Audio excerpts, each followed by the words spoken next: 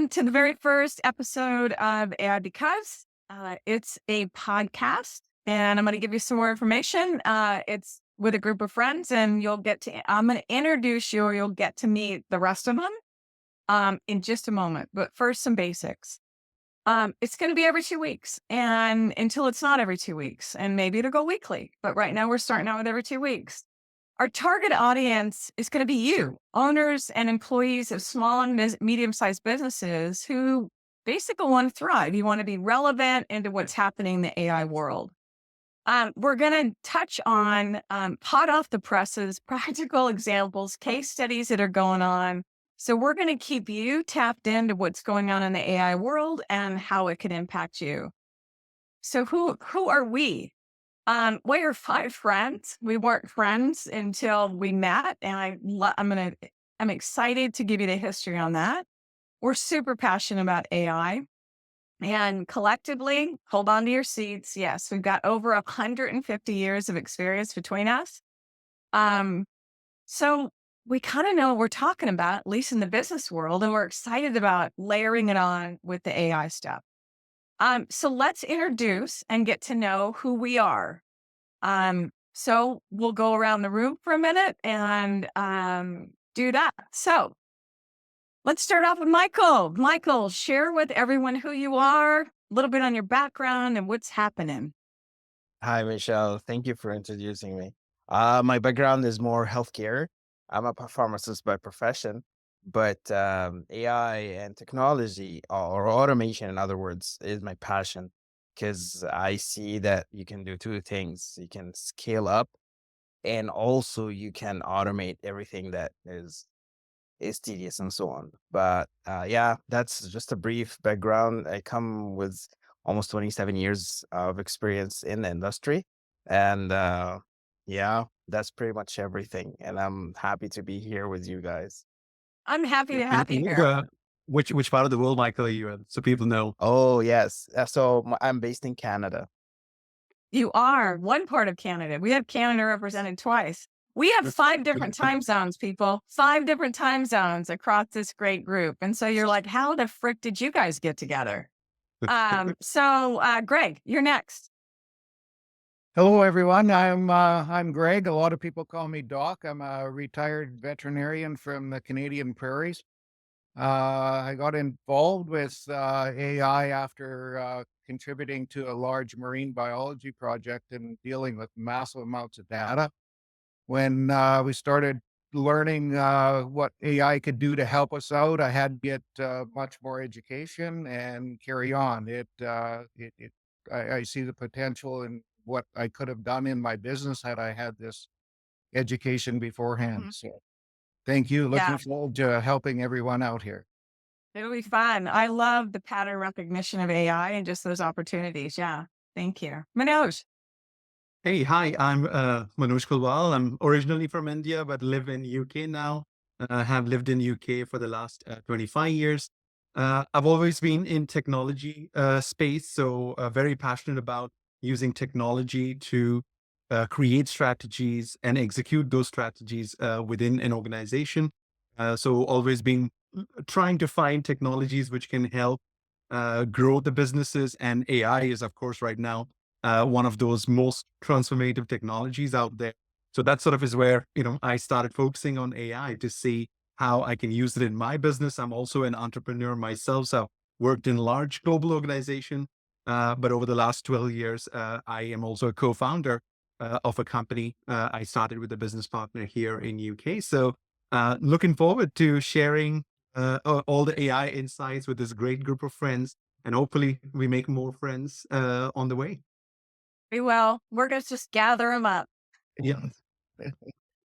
Hey, Hi, everyone. My name is Steve Finnegan, and I've spent over the last 20 years, my background is originally in finance, but I spent the last 20 plus years working in Silicon Valley, San Francisco, and now just recently, well, a couple of years ago, moved to Dallas, focused on software product management. And one of my favorite things is just solving problems, and all software is solving problems at scale. And So, I'm passionate about AI because I see AI as a powerful tool in my toolkit to solve problems, and I've always been interested in uh, in new technologies. So I started going to AI meetups in 2017 in San Francisco when we had some of the original Google people that wrote one of the uh, first books on or one of at least one of the cutting edge books on deep learning presenting. So Wow. anyway, I love this space. Yeah. What's cool is I get to learn so much about you guys to go through this. So my name's Michelle. I've been in healthcare since 1998, but not the delivery of care. You don't want me doing that. Support services for people in healthcare. So finance background, IT background, lean process improvement background. And I do executive coaching, leadership development. And so the AI part of it for me was the ability to that stuff that you think about doing. You're like, oh God, I don't want to do that.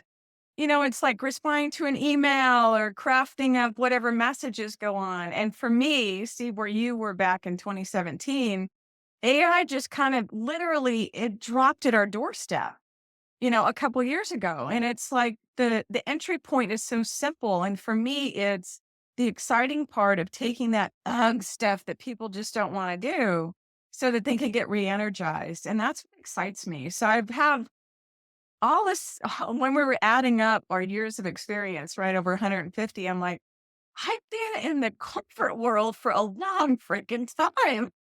That's So I'm great. excited about coming together with this group and being able to use the actual work experience we have, and then taking the AI piece.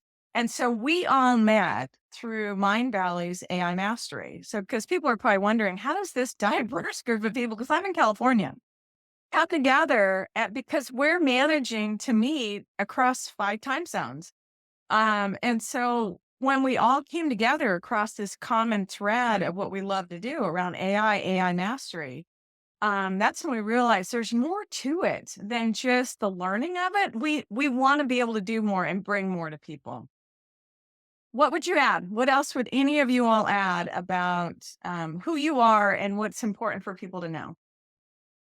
Yeah. And I think I would add that it is a exciting time at the moment because, and Steve is going to take us here through the timeline of how we Yep. ended up at this current stage of AI.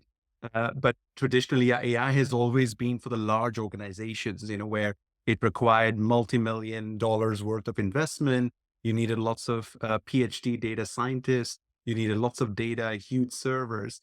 But what changed recently was that AI it became reachable to everybody. So even small and medium enterprises who could not afford the Mhm. traditional AI can now afford AI. So it's become very, very affordable. And which is why we wanted to start this journey, because Yes. there's going to be so many exciting things which will be coming over the next few months, which we will all be trying in our businesses. But then we also wanted to share that so other small and medium businesses can also benefit from the journey we are going to go and we're Yeah. already on over the coming weeks and months. Yeah. I'm excited. So should we dive in? Let's do it. Yeah. So now that you know a little bit more about us, let's dive into what Manoj was just talking about and, how we got to where we are today. And clearly the best person to go through that is going to be the person who's been in AI meetup since 2017. It's Oh, Steve. I'm amazed, man.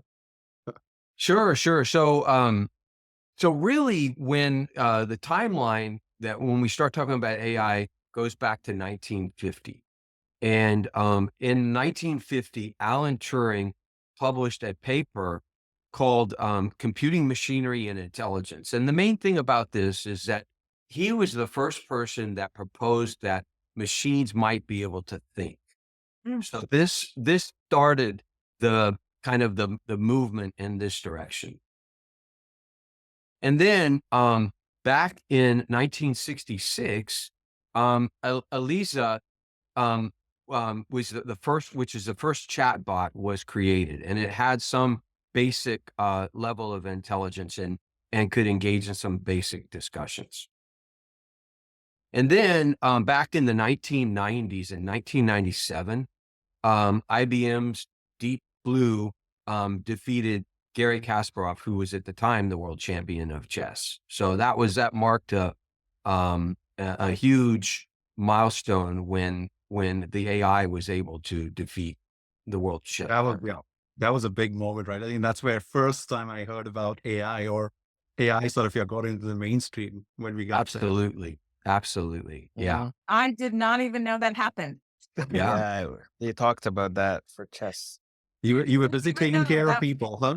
Yeah, it wasn't even a blip on my radar. Yeah.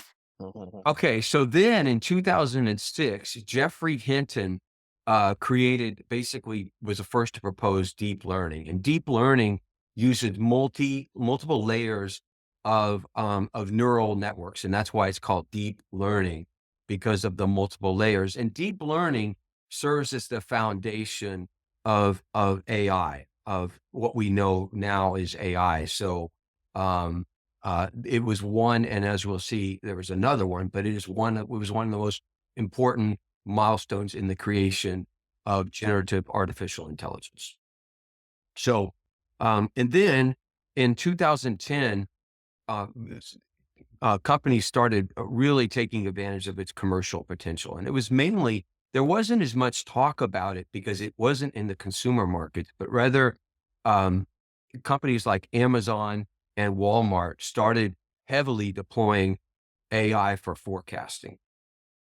And then in 2011, IBM Watson wins Jeopardy. So that was even a higher level of intelligence required. Yeah. I did hear about that. Yeah, pretty remarkable, right? Because that implies just the movements and being able to figure out all the combinations, but also to be able to express, to communicate. Yeah. Now Go has, I want to say there's over, at any one time, I think there's over 50,000 possible moves. It's like one of the most complex games ever, if not the. And so no one thought that a machine could beat the champion, could win at Go against an accomplished Go player. But that actually happened in 2016. So that was another thing that shocked people.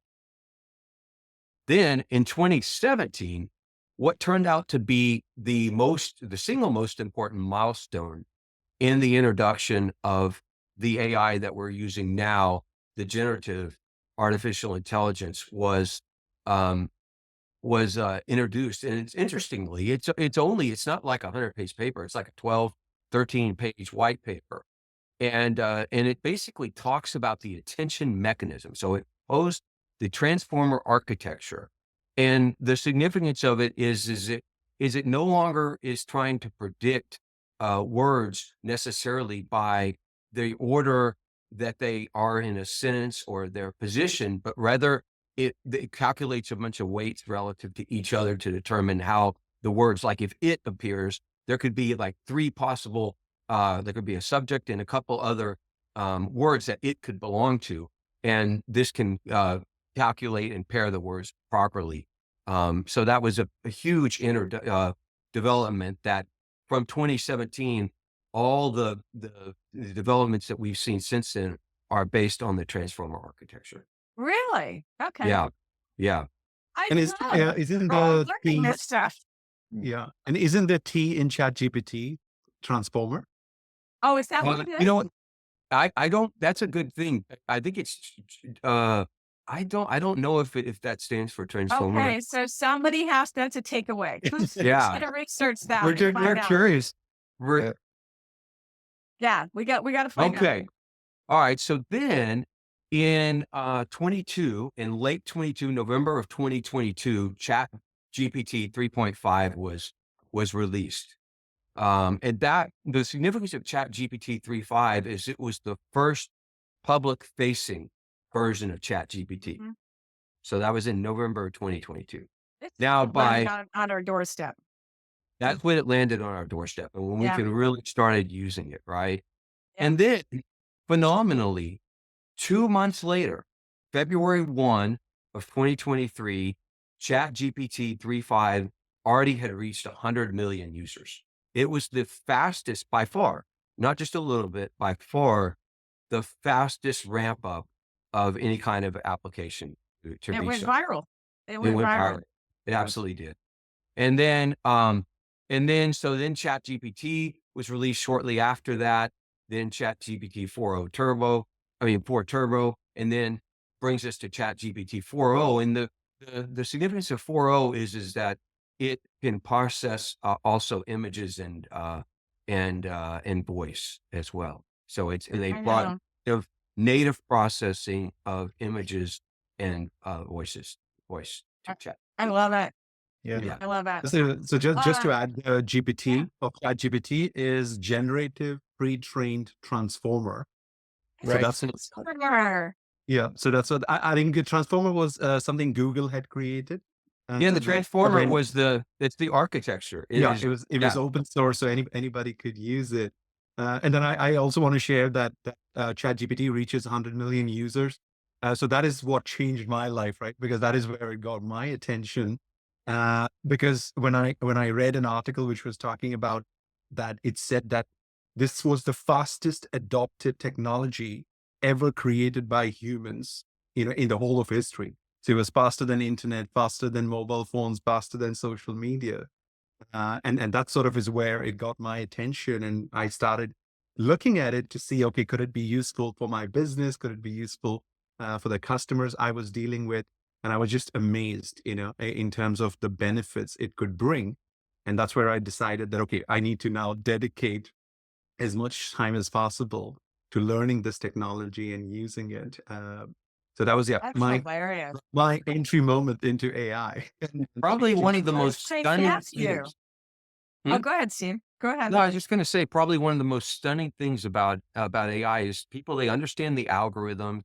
At the core of the algorithms, at the different layers they're using a vector map, right? And vector is calculus, right? And so, but people understand. There's a lot of people they understand how it works, but they don't understand why all the various calculations lead to such a profoundly intelligent result, for lack of a better word. So it really is interesting. No, we still haven't figured out why it is as effective as it is, even though we know how. Well, and so here's the beauty of it, right? Is that, and it's so funny, I have to sit and smile over the diversity of our skill sets, right? Of us in this virtual room.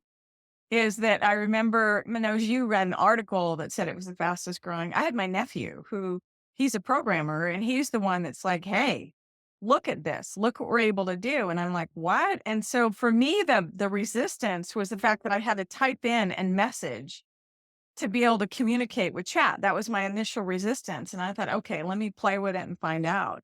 But it's interesting how we all got like the heads up and then Mind Valley offering their AI mastery course that all of us ended up going, okay, I need to learn more. Yeah. So the stuff that we're talking about that we're doing stuff on is not the stuff from the 50s or the 60s, but it's Gen AI. And Yeah. so that's the next kind of piece of work because we're taking a narrower scope for the most part on what we're working with. So Steve. Sure. So generative AI basically is it's these class it's we've seen the explosion of these different offerings on the market, and they're all generative AI. And the key point about generative AI is it's designed to create output that resembles it makes it seem like it came from humans, right? And that output can be in the form of text, which in that case, those are the large language models.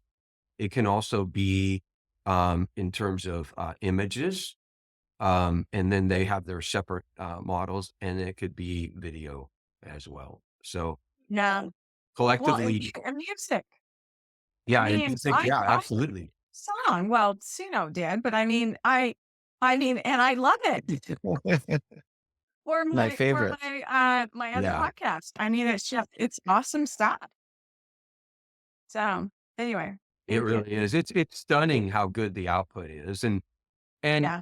and the thing is it's not meant to replace us, and we shouldn't be using it as a one and done type of prompt and get output, right? It's the best uses of it are as this book came out by that I'm reading right now is called co-intelligence, and that's really the best way to think about it is it's meant to augment our thoughts, and we still need to be in the driver's seat. We Yeah. still need to think critically and to Partnership. yeah, it literally is It's a partnership. Yeah. yeah, It is a partnership. Yeah. I totally agree with you.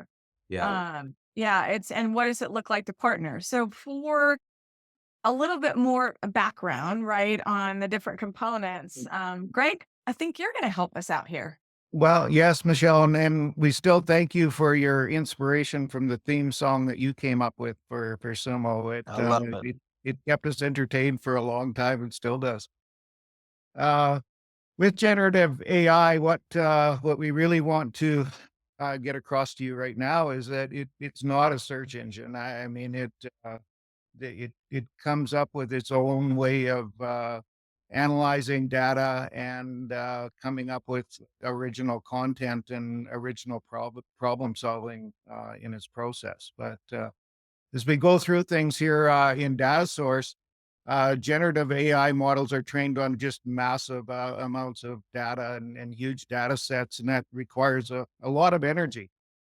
These data sets include text, images, and audio, and other forms of data, as Steve just mentioned here. For example, a language model might be trained on billions of words from books, articles, and various websites. The quality and diversity of this data is crucial because forms the foundation of the AI's knowledge and capabilities. For pattern recognition, AI uses complex algorithms, often based on neural networks, to analyze this input data. It identifies patterns, relationships, and structures within the data. And for instance, again, as Steve was talking about, word patterns, uh, as AI kind of goes through the learning process, it uses word associations and contextual meanings. So it takes out words from sentences and puts a knowledge base to that. Process is similar to how humans learn, but at a much, much larger scale and faster pace. In continuous learning, many AI models are designed to improve over time. This can happen through additional training on new data and specific tasks, and even through techniques like reinforcement learning. So, as we're prompting with Chat GTP, we can guide it and have it focus a little bit deeper on what we are looking for answers and solutions. Some models can even learn through user interactions, which is we can kind of prompt and coax it into a specific direction to help us focus. Content generation, when given a prompt or task, the AI draws upon its learned patterns to create new content. And what's really amazing is from these learned patterns, AI creates new original content each and every time. It doesn't simply copy the trained data, but it combines learned knowledge in many novel ways. Once trained, these models use these patterns to create, new original content all the time. So this can vary. It can include text, images, and even problem-solving processes. For example, it might write a story in the style of a particular author. It can generate paintings and artwork that follow famous artists from the past and create a piece of music in any specific genre. Integration is really the cool thing that's kind of caught my attention is generative AI doesn't operate in isolation. Its true power is realized when integrating into existing business systems and workflows. And this integration allows AI to access all the relevant data it needs. It can interact with users and deliver outputs where they're most needed. So kind of the key takeaway here is generative AI's power lies in its ability to understand and create human-like content at scale. The true strength is its capacity to process and understand vast amounts of information and allow businesses to automate and scale their tasks that used to take a lot of human effort and energy. And so that will be the benefit in time, is that we can work through things much more quickly with Mhm. a lot less human energy. Yeah. I'm super excited about all that stuff. And so it's in my brain goes to all the different places and the opportunities. We've taken and identified just some buckets of opportunity in using generative AI. And so hopefully it's going to prompt people who are listening different ways to incorporate it into what you're doing. Cause this is where this is the exciting stuff. Okay. So yeah. Well, from my Cool. own business Yeah. experience, I mean, the redundancy of the processes that we had to do, I mean, this can be done in one workflow now, and it used to take three people, three different, three different amounts of time to do the same process. Oh yeah, and I look at it's that stuff. It's the budget season. I mean, I go into budget season. I would be up until 2, 3 a.m. When I was in finance, because a change we made over here, and then it impacted everything else downstream, and so literally we had to rework all the other stuff. Just that opportunity to where we can get to a point where the stuff that's being done are the things that only humans can do, which I think expands our reach and what we're able to accomplish. Hmm. So, yeah, Yes. Yeah, exciting great. stuff. Michael, share some. Are you good to share some examples? Yeah, and it's actually tapping on what Greg was just mentioned.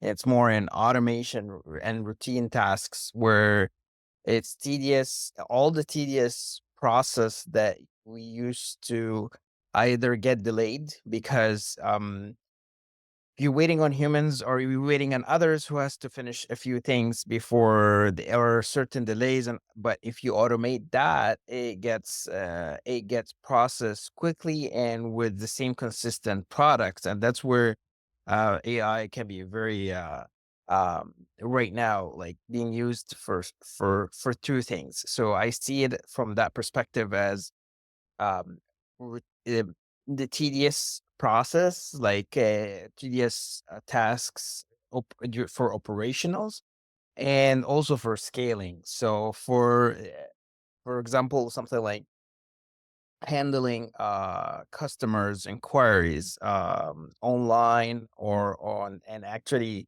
now on different scale as well. It can be with voice, which is another different level compared, like where you are at a certain point, it's hard and tricky to know if the one you're talking to is actually a human Uh-huh. or an AI.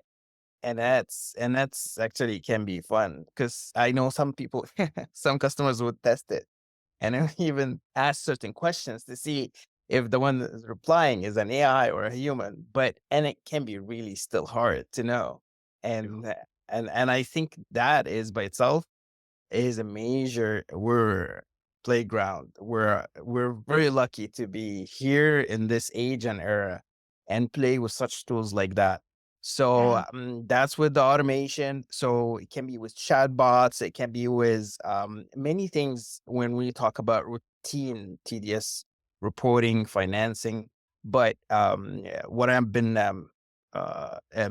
tapping into is more with the scaling, where marketing and sales can be a great potential at this time, which is many of the social media posting and content marketing is now being created by AI and put together in a creative way. So these are new content being put together from different resources and then scheduled to be posted in an automated way, with even creating the background images that is related to the content, which is mind blowing.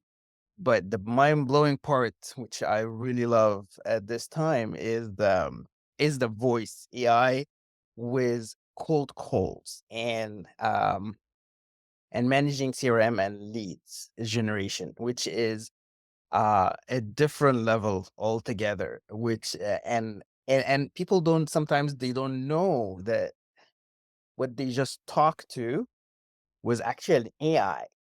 Yeah.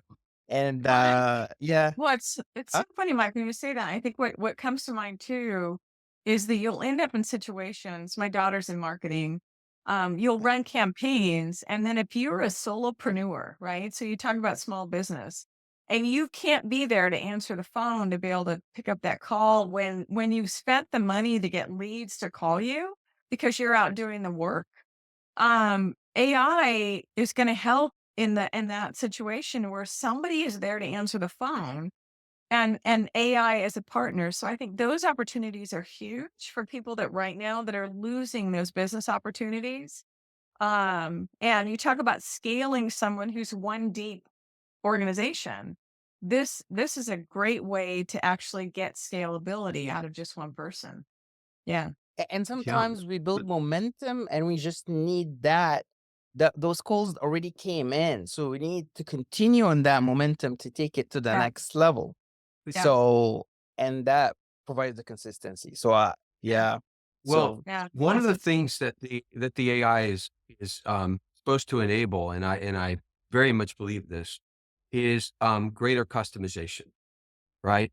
And if you think about what is sales, sales is understanding if you're really selling properly, if you really care about the people you're selling to, selling is understanding the other person's problem and then prescribing a solution that meets their needs, right? Mhm. Well, you can't really do that without gathering a lot of information, right? And yet it's difficult to have these kind of in-depth conversations, right? For various reasons, not just because of time and everything else. But the goal would be to use the AI to not just save cost but to facilitate a deeper level of conversations so that we can know our customer better and therefore deliver solutions that solve their problems better. Yeah, So, and you just segued into tailored customer experience. mhm, So if so you look at the personalization innovation aspect of it, right, is the ability to create personalized marketing campaigns, whatever it may be, or even deliveries of what we're delivering. So Stitch Fix, for example, and it was so interesting that I learned this. They use Gen AI to personalize clothing recommendations. And so to your point, it's looking at those patterns, all the stuff that people are interested in, and not leaving it on the sidewalk, but pulling it in and learning from it to improve the customer wants this, and this is what we're delivering.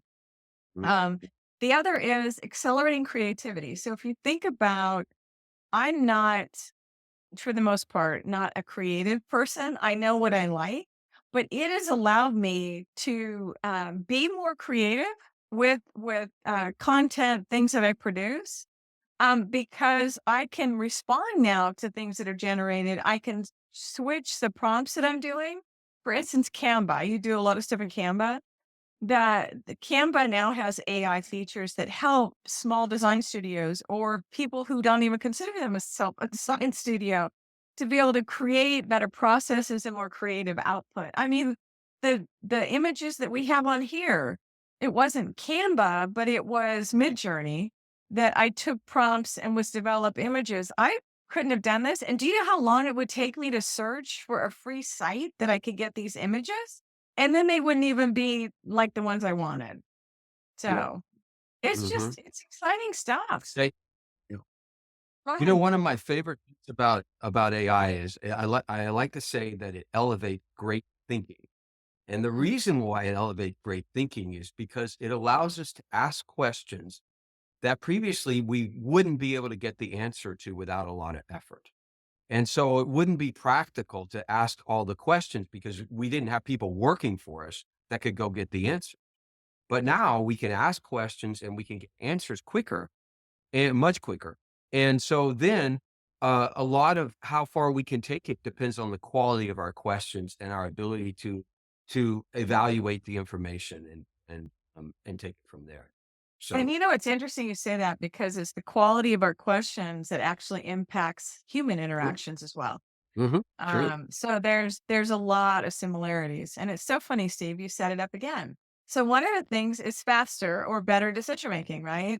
Um, there are insights. What happens is a lot of times as humans, we've developed something, built something, produced something. You want that second set of eyes on it because our brains, because we're the ones that created it, will see what we expect to see and not necessarily what's in front of us.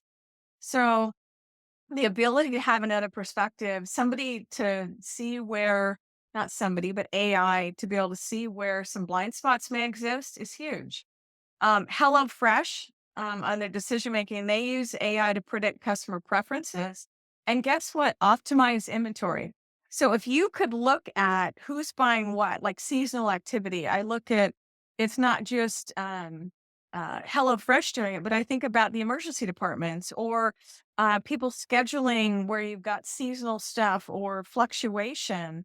You can input and figure out, okay, here's my customer demand over this period of time over, seasons, months, whatever it may be, so that you can more accurately staff to what the demand is for your customers, inventory, all your resources.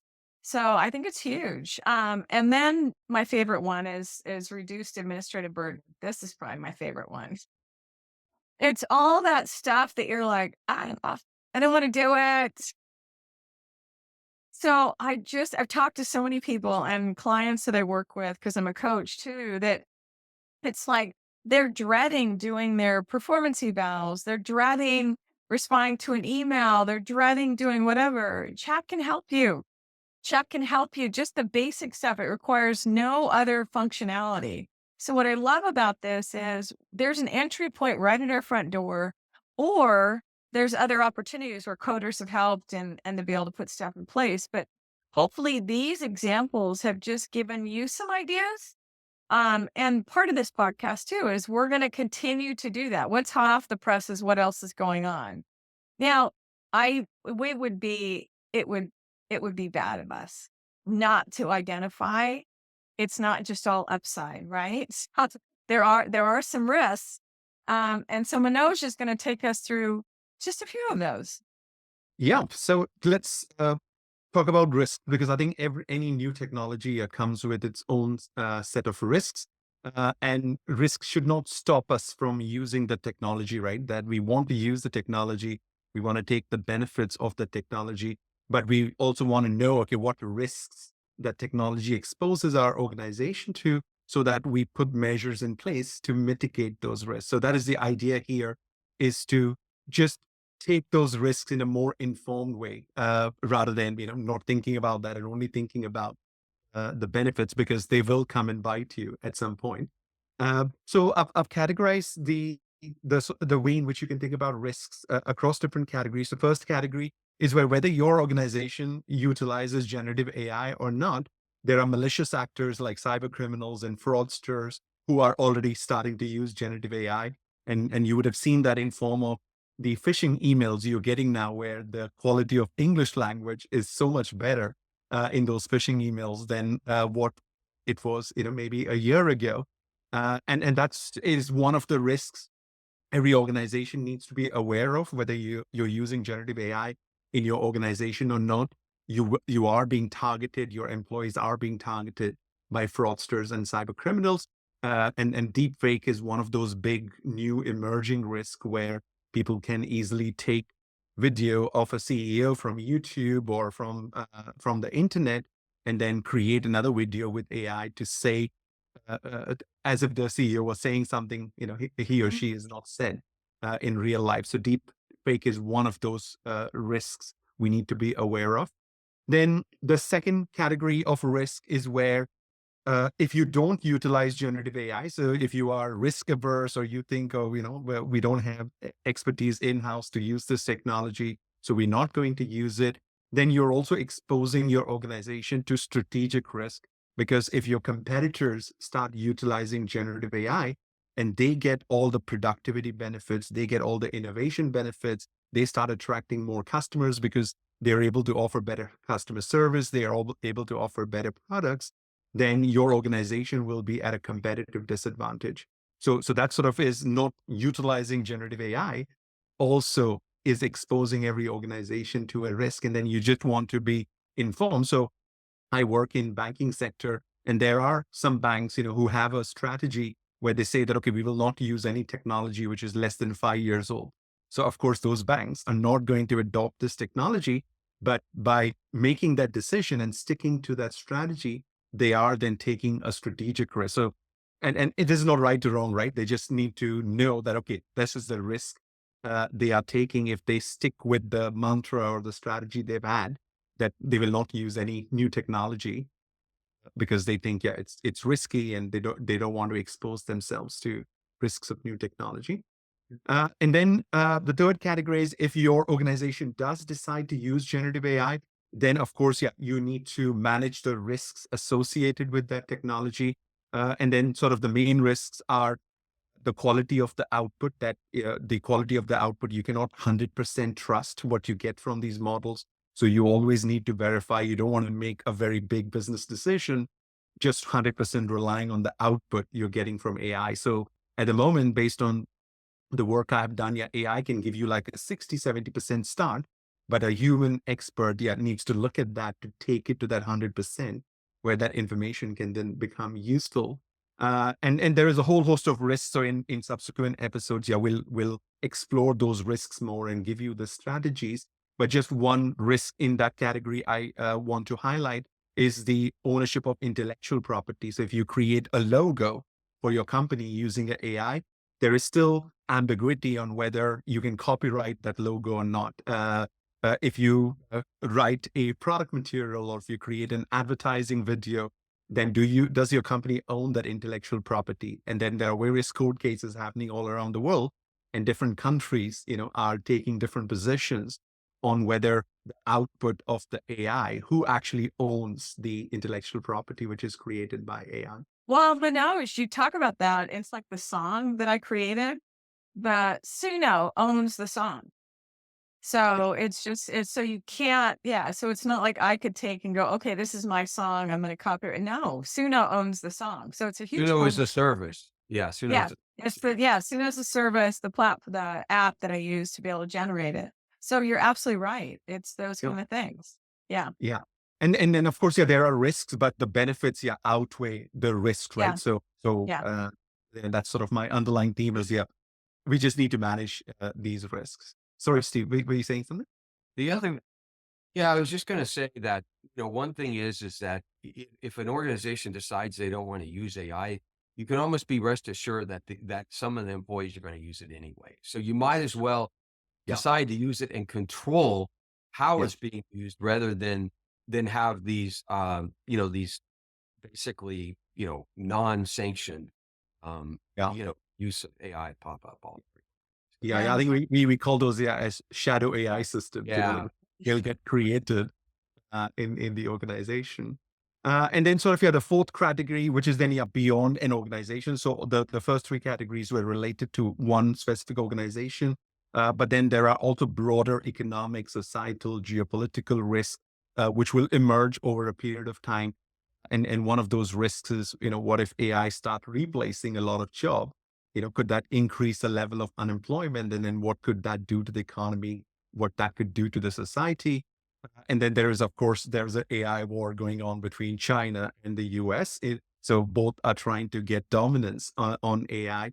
And there could be geopolitical events which could take place to take that advantage in the first place, but then whoever has that advantage could exploit that advantage in form of a geopolitical event. So it's just, yeah, something everybody, the country. So these are risks, yeah, at the country level, where the governments, they are trying to be aware of these risks. They're trying to manage those risks, and various governments are putting a lot of regulations and thinking about these risks at the moment.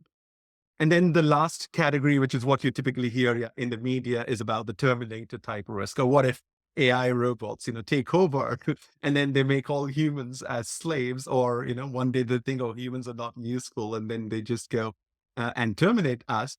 But this is like a very, very unlikely risk, but it is there. It is one of the risks at some point in the future, but the likelihood is so low that you cannot think about this risk at an individual organization level. So this again is something which has to be thought at the government level, at the society level. And then there are various people like Elon Musk, for example, who have been warning about this potential risk. But right now it's very far in the future. But just something for us to be aware of in terms of the risks. Yeah. No, totally agree. So thank you for walking us through that. And you're the perfect person to do that on the risk side. Um, Pull this quote because it's interesting. Peter Diamandis is there will be two kinds of companies at the end of this decade: those who are fully utilizing AI and those who are out of business. It's interesting because when the first pass at it, I'm like, okay, that is a bold frickin' statement, right?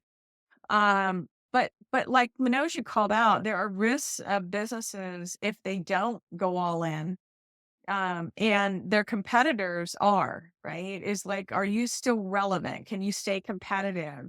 So I think for me, when I see this kind of quote, that it could be out of context.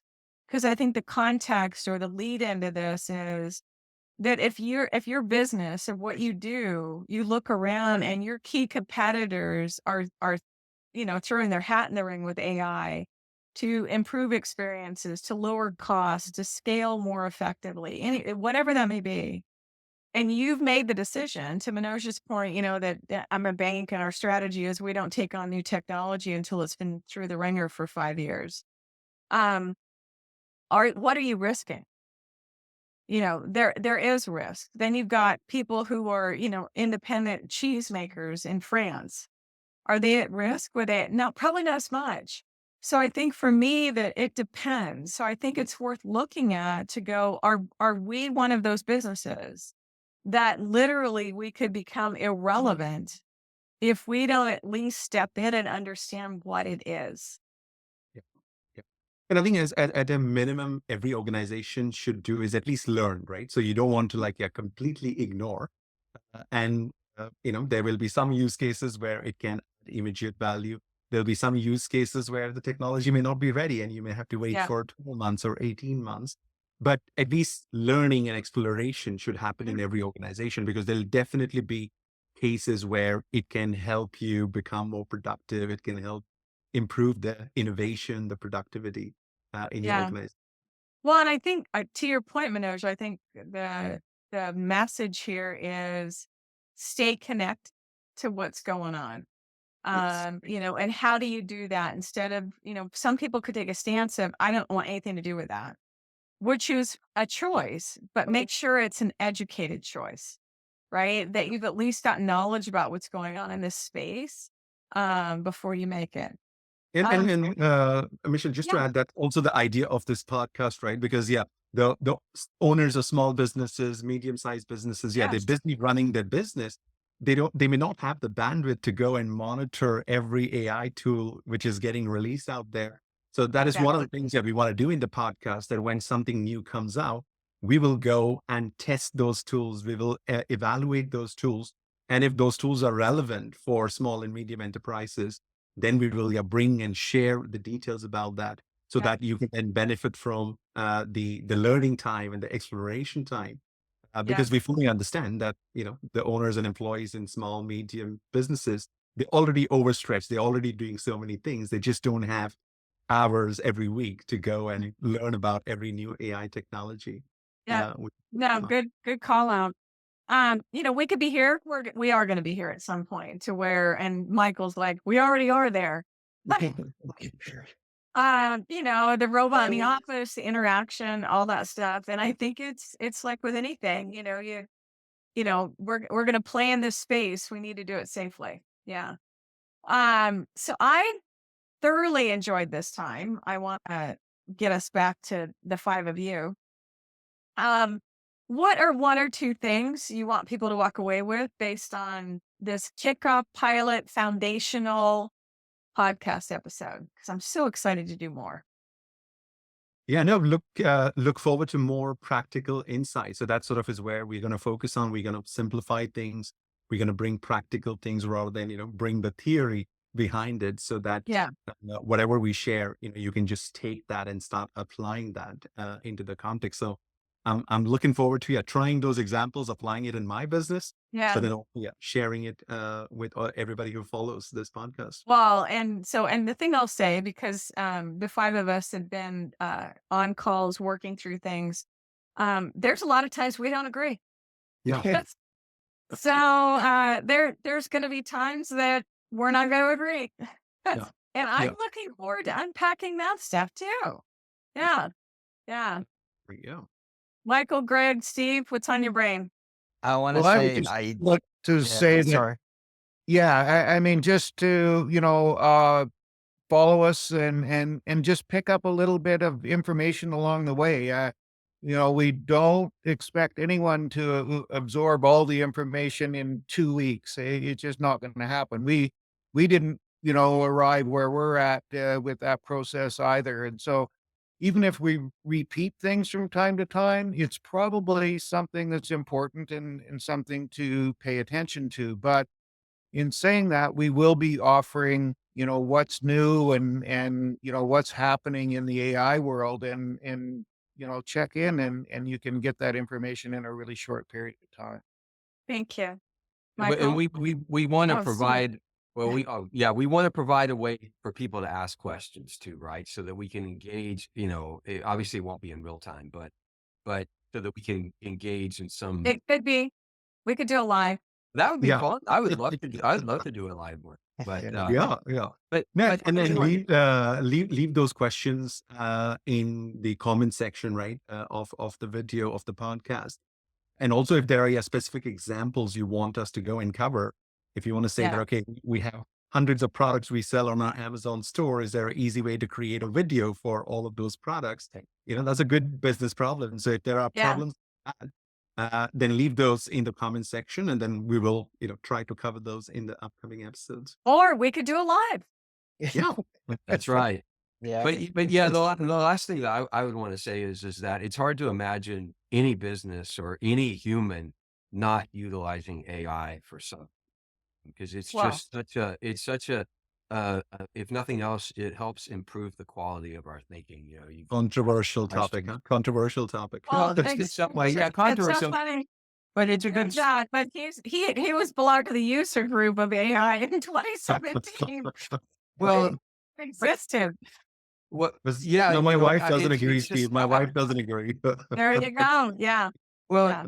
Yeah, I think that gets to. We'd love to have some more discussions about this. We're not Okay. obviously going to solve anything now, Not but every human. in the past, generally, a strategy of being a Luddite is never a good one.